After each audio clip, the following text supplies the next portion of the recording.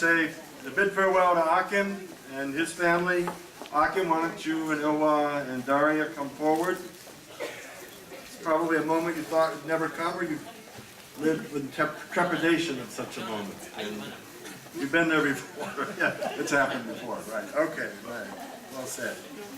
Just to remind you all that Akim was here in the 1990s as a research scientist and came back to CESD in 2007, became program leader at that time, and then Deputy Director General for Research in April of 2008. So again, it's just about 6 years as, 6 or 7 years, whatever that adds up to. I see here that I have the opportunity to present a plaque and to make a testimony. So I'm not sure how I'm going to handle this. I could shorten it, yeah, okay. So testimony I generally attribute to being on a witness stand, and there's been a crime committed, and I have some knowledge of it. And in this case, this is actually true.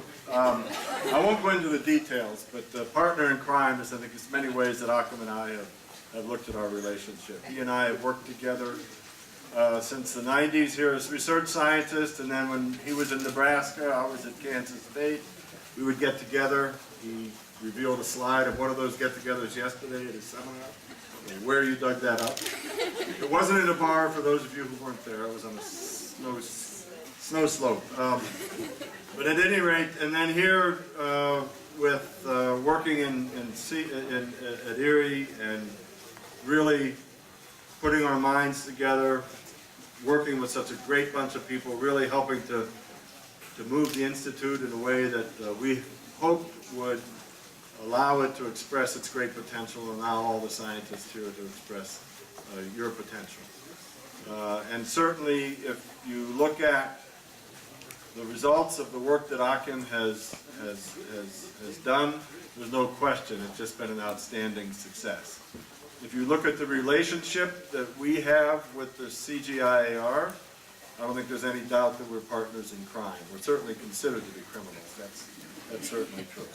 Not much of a laugh there. And my wife, Kristen reminded me yesterday that actually not that many people in the Institute appreciate what's going on in the outside world of the CGIAR, which tells me, Akim, that it's been successful, and that lack of a laugh at my joke also tells me that we've been successful, because nobody really understands what we are holding out outside the walls.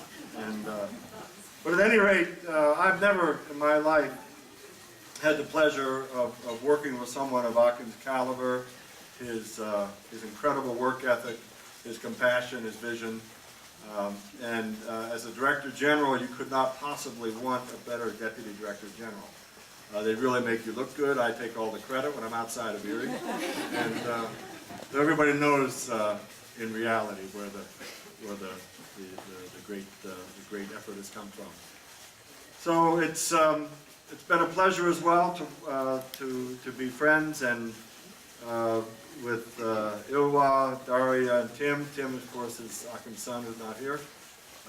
But we've had many a happy time together. Some not so happy times, as what life brings, but all rich and fulfilling and rewarding. And it's been a great pleasure to have you share our lives, and hopefully a little bit part of your life. And it's going to be a very, very different place without all of you here, and it's much richer for you having been here, and there are many, many, many people around the world who remember you with fondness, and who are better people for having known with you and for having worked with you. So that's my testimony, that's my story, and I'm sticking to it. As we say on the stand when you're testifying, it's been a wonderful, wonderful, wonderful experience, and a pleasure beyond description. So with that, I will present a plaque. Now, I was told that my plaque was a little long. Yes. It is. It's in 8-point font. I can't read it on the glass. So I would like to present this plaque of appreciation to Occam. I was told last Monday I had to write a plaque, and I said, oh, yeah, I got to write a plaque. And so I sat down to write the plaque, and this is what came out. In recognition of his outstanding contributions to Erie's mission, not only as Deputy Director General, but also as program leader and scientist. During his career at Erie, Occam has applied his rare gifts of scientific excellence, insight, vision, thoroughness, and compassion to help raise the quality and quantity of Erie's development-oriented scientific output.